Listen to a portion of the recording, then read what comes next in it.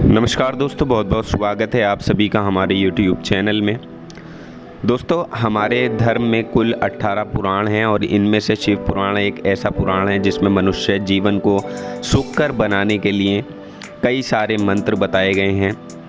साथ ही शिव पुराण में माता पार्वती और भगवान शिव के संवाद का सार भी बताया गया है। और देखिए, शिव पुराण में 5 ऐसे पापों का भी वर्णन मिलता है जो मनुष्य अनजाने में करता है और उसका दंड भुगतता है।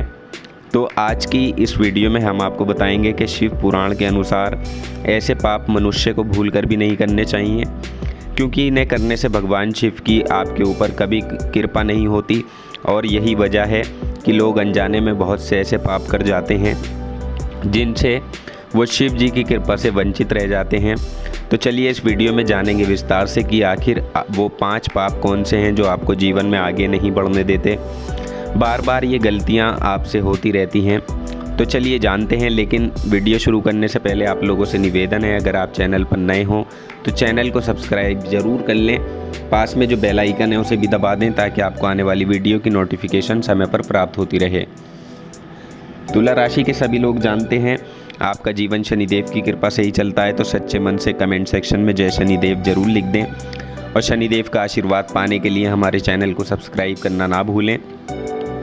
दोस्तों देखिए, वीडियो बहुत ज़्यादा महत्वपूर्ण आप लोगों के लिए होने वाली है, इसलिए वीडियो को 1 मिनट के लिए भी आप स्किप ना करें, ना छोड़ कर जाएँ, क्योंकि बहुत कुछ आप खो सकते हैं अगर आप वीडियो छोड़ते हैं। तो देखिए, तुला राशि के जातकों को हम बताने वाले हैं शिव पुराण के अनुसार कुछ 5 तरह के पाप के बारे में। ऐसे पाप हैं जिनको यदि आप जाने अनजाने में कर देते हैं तो जीवन भर दरिद्रता ही रहती है। देखिए, सबसे पहली बात आपको बता दें कि कलयुग में धर्म का केवल एक चतुर्दशी शेष बचा है, इसलिए मनुष्य पाप करता रहता है। लेकिन अगर आप भगवान में आस्था रखकर धर्म के पथ पर पूरी निष्ठा तक चलते हैं तो ईश्वर को आप जल्दी ही पा सकते हैं, उनकी कृपा आपके ऊपर बरस सकती है। लेकिन दोस्तों, ये सभी आपको तब प्राप्त होगा जब आप रहित मनुष्य बनेंगे। तो देखिए, जब आप रहित मनुष्य बनेंगे तो आपको बता दें कि पाप रहित मनुष्य बनना बड़ा ही सरल काम है अगर आप चाहें तो। जी हाँ दोस्तों, अगर आप इन बातों पर ध्यान दें तो आपसे अनजाने में कोई पाप नहीं होगा और ईश्वर की सहज कृपा हमेशा आपके ऊपर बनी रहेगी। तो देखिए, वैसे तो आप उनके पुण्य कर्म करते हैं, लेकिन फिर भी आपको उसका उचित फल प्राप्त नहीं होता, क्योंकि आपसे जाने अनजाने में कई सारे पाप ऐसे हो जाते हैं जिसका आपको पता नहीं होता। तो यही पाप पुण्य कर्मों का संतुलन बिगाड़ देते हैं, इसलिए आपको इन सभी पापों के बारे में जान लेना चाहिए। अब हम आपको ऐसे 5 पाप बताएंगे जो भगवान शिव ने माँ पार्वती को बताए हैं। जी हाँ दोस्तों, ज्योतिष शास्त्र के अनुसार कलयुग में मनुष्य जाने अनजाने में ही ऐसे पाप करता है जो शिव जी की कृपा को नहीं पा सकता। अगर जो व्यक्ति इन पापों को नहीं करता तो उन पर तो शिव जी की कृपा सदैव बरसती है। ऐसा व्यक्ति कभी भी दुखी नहीं रहता, उसे जीवन में कभी धन की कमी महसूस नहीं होती और साथ ही ऐसा व्यक्ति हमेशा निरोगी रहता है, कोई परेशानी उसके आसपास नहीं होती। आप जानते हैं कि कौन से वो पाप हैं?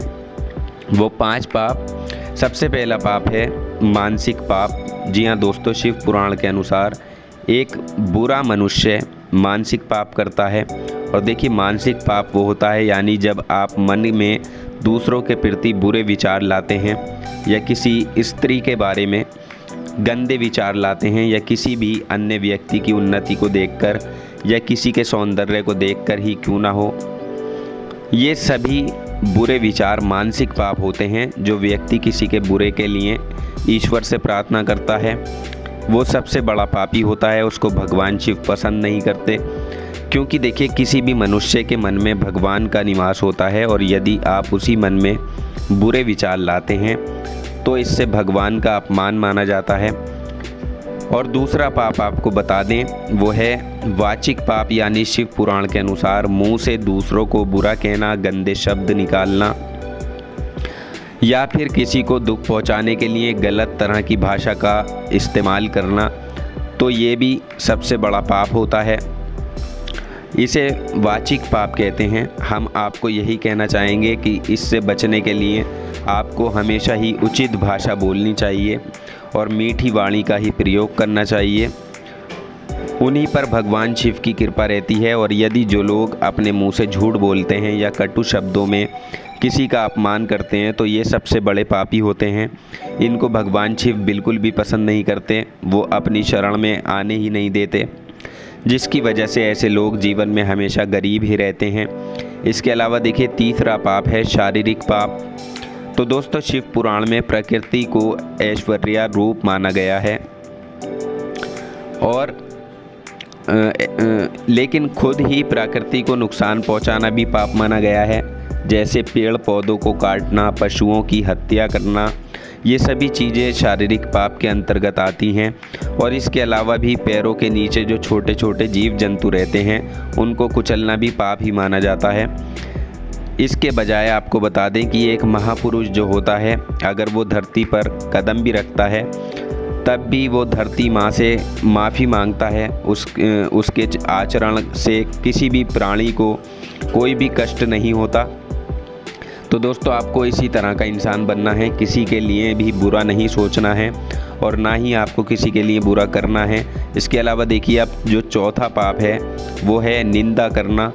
जी हाँ दोस्तों, कलयुग के सबसे भयंकर पापों में से एक यही पाप है, किसी की निंदा करना। यानी मनुष्य को किसी की भी भूल से निंदा नहीं करनी चाहिए।